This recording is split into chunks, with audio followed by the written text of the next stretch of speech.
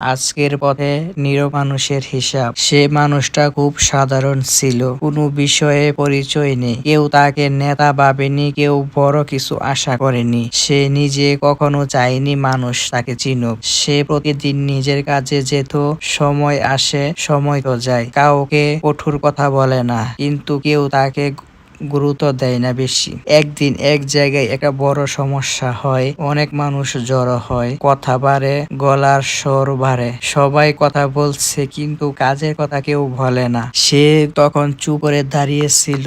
মানুষ ভাবে সে হয়তো কিছু জানে না, কিন্তু সে সব দেখছিল, বুঝছিল।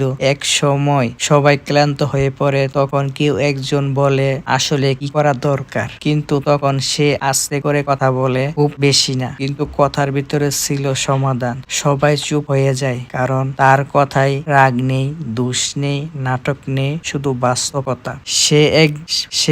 সেদিন প্রথম মানুষ বুঝতে পারে চুপ থাকা মানুষ দুর্বল হওয়া না, কখনো কখনো চুপ থাকা মানুষের মনের গভীর হওয়া। এরপর থেকে মানুষ তার দিকে একটু আলাদা চোখে তাকাতো, কিন্তু সে বদলায় না, আগের মতোই থাকে। একদিন কেউ তাকে জিজ্ঞাসা করে, তুমি কখনো রাগ করো না কেন?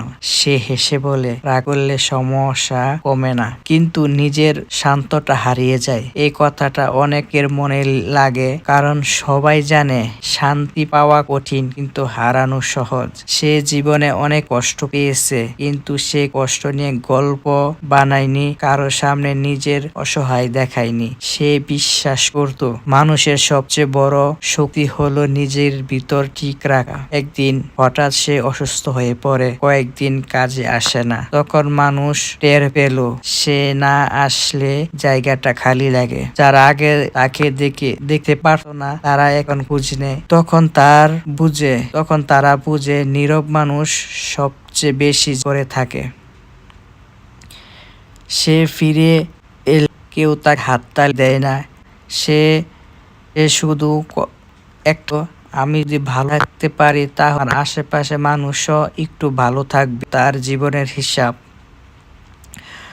সব মানুষ বেশি কথা বললে বড় হয় না, মানুষ কম কথায় অনেক দূরে যায়।